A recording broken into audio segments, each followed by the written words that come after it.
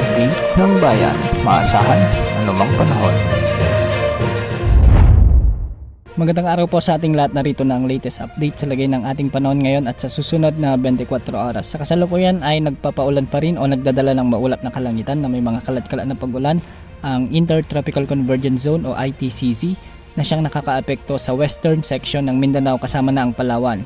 Shearline naman ang siyang nakakaapekto sa eastern sections ng Central at Southern Luzon, samantalang Amihan ang nakakaapekto sa Northern Luzon at nalalabing bahagi ng Central Luzon. Dahil nga sa umiiral na shearline, asahan ang maulap na kalangitan na may mga kalat-kalat na pagulan at pagkidlat pagkulog sa buong Metro Manila, sa may Calabar Zone, ang buong Bicol Region, Marinduque, Oriental Mindoro at Aurora. Makikita natin sa ating satellite animation na may mga makakapal na kaulapan sa ilang bahagi ng mga lugar na nabanggit dito, kaya posible ang mga malalakas na pag-ulan at hindi rin inaalis ang posibilidad ng mga biglang pagbaha o pagguho ng lupa. Samantala, Intertropical Convergence Zone naman ang siyang nagdadala ng maulap na kalangitan na may mga kalat-kalat ding mga pag-ulan at pagkulog sa may Zamboanga Peninsula, Basilan, sa may Sulu, Tawi-Tawi at Palawan. Pinag-iingat natin ang ating mga kababayan dahil hindi rin inaalis ang posibilidad ng mga flash floods or landslides kung may mga umiiral na katamtaman at minsan ay malalakas na pag-ulan. Samantala, Amihan o Northeast Monsoon naman ang nakakaapekto sa Cagayan Valley, Apayao, Kalinga, Mountain Province at Ifugao, kaya ang mga lugar na ito ay makakaranas ng maulap na kalangitan na may mga kasamang pag-ulan. Posible rin ang mga flash floods o biglang pagbaha at pagguho ng lupa, lalo na kung may mga katamtaman at minsan ay malalakas na pag-ulan.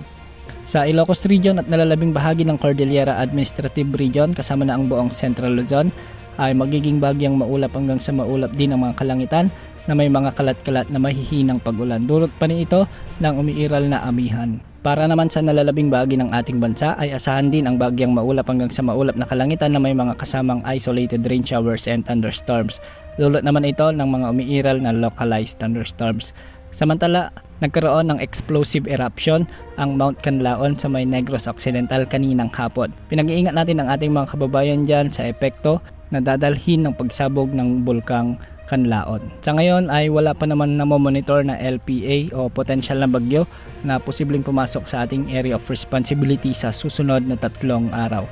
Base naman sa latest tropical cyclone threat potential forecast ng Pag-asa ay nasa mababa hanggang sa katamtaman ang tsansa na may mabuong LPA at pumasok sa ating area of responsibility sa mga araw ng December 16 hanggang December 22. Posible itong manalasa o di kaya naman ay posibleng lumapit sa may Eastern Mindanao o Eastern Visayas. Posible itong magdulot ng mga malalakas na pag-ulan na siyang posible ring magdulot ng mga biglang pagbaha at pagguho ng lupa. Yan ang update sa lagay ng panahon. Ito po ang weather update ng bayan, maasahan anumang panahon.